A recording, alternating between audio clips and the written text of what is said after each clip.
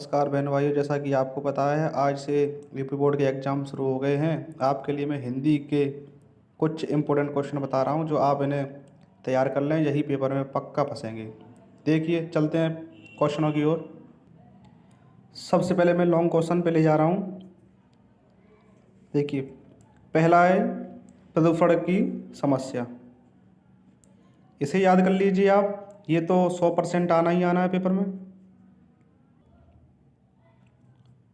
और उससे अगला है लोकनायक तुलसीदास, मतलब आपके कोई प्रिय कवि।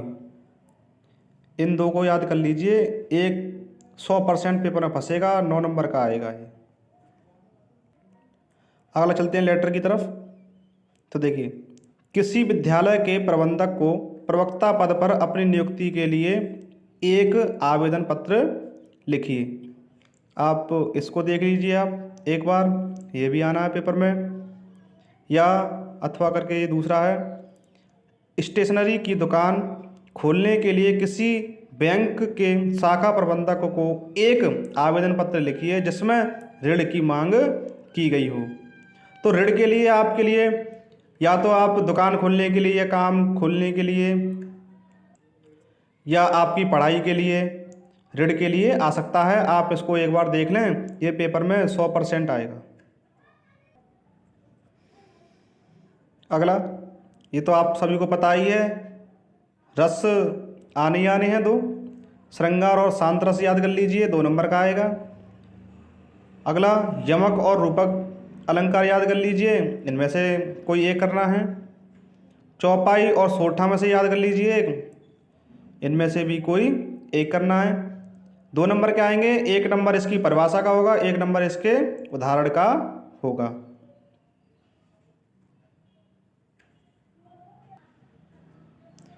अब चलते हैं, दिए गए श्लोकों में से किसी एक का संदर्भ सहित हिंदी अनुवाद कीजिए। 7 नंबर का आएगा। 2 नंबर का संदर्भ लिखना है, हिंदी में जो अनुवाद करना है वो 5 नंबर का। 2 और 5 मिलाकर कितना होता है, 7 नंबर का एक करना है। या तो आप इसे कर दीजिए या आप इसे कर दीजिए, ठीक है।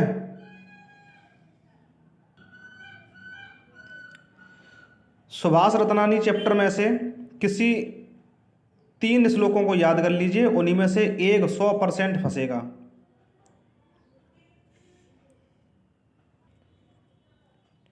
अगला क्वेश्चन, दिए गए संस्कृत पद्यांशों में से किसी एक का ससंदर्भ हिंदी में अनुवाद कीजिए। तो संस्कृत के गद्यांश में से 2 आएंगे अथवा करके, इन्हीं को पढ़ लीजिए आप, इन्हीं में से एक आएगा पक्का, याद कर लीजिए, 7 नंबर का आएगा। चलते हैं अगले क्वेश्चन की तरफ।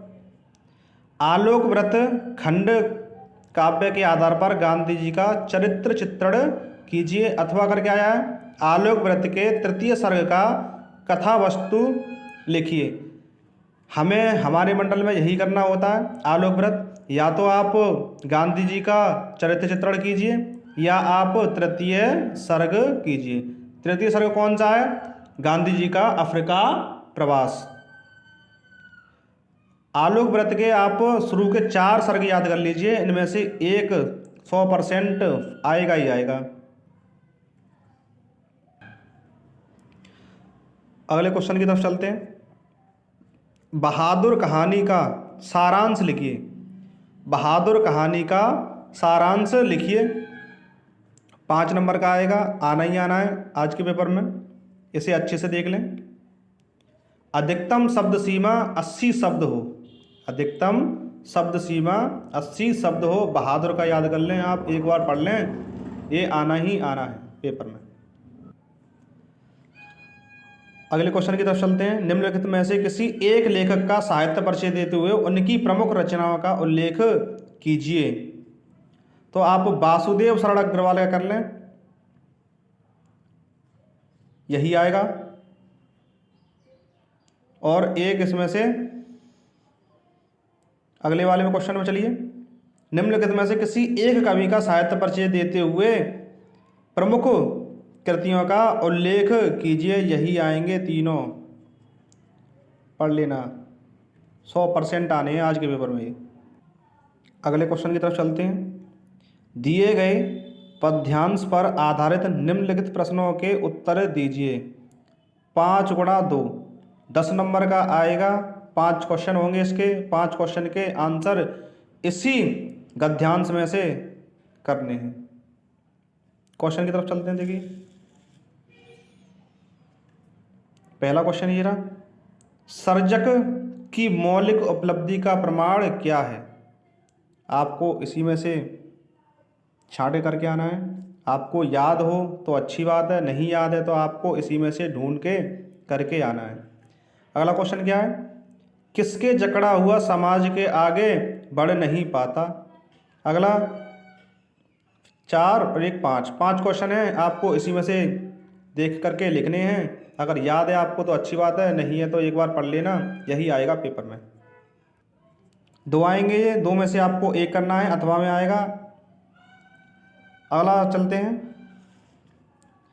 दिए गए पद्यांश पर आधारित निम्नलिखित प्रश्नों के उत्तर दीजिए। ये भी 10 नंबर का आएगा। इसे भी सेम ऐसे ही करना है गद्यांश की तरह। ये भी अथवा में आएगा, या तो आप इसे कीजिए या आप इसे कीजिए, कोई एक करना है। 10 नंबर का आएगा, पढ़ लीजिए, यही इनमें से ही एक आएगा पेपर में। अब चलते हैं 1-1 नंबर के क्वेश्चनों की तरफ। इसे पढ़ लेना, कला और संस्कृति के लेखक हैं, आएगा पेपर में। अगले की तरफ चलते हैं, निम्नलिखित में से कन्हैयालाल मिश्र प्रभाकर की रचना है, पढ़ लेना इसे। अगला, बाणभट्ट की आत्मकथा किस विधा की रचना है, पढ़ लेना, यही आएंगे पेपर में। निम्नलिखित में से हरिशंकर परसाई का निबंध संग्रह है, याद कर लेना। भारत और आधुनिकता के लेखक हैं, अच्छे से तैयार कर लो, यही आएंगे पेपर में। अगला, गीत संकलन पारिजात किसकी कृति है, याद कर लेना। निम्नलिखित में से मैथिलीशरण गुप्त का पहला काव्य संग्रह है। अगला क्वेश्चन, निम्नलिखित में से जयशंकर प्रसाद की काव्य कृति है। अगला, सुमित्रानंद पंत को साहित्य अकादमी पुरस्कार किस कृति पर मिला है। अगला क्वेश्चन, सच्चिदानंद हीरानंद बादशायन अज्ञा के संपादक में कुल कितने सप्तक प्रकाशित हुए हैं। तो ये 1-1 नंबर के 10 क्वेश्चन आएंगे, आप इन्हीं को पढ़ लेना, यही आएंगे पेपर में 100%।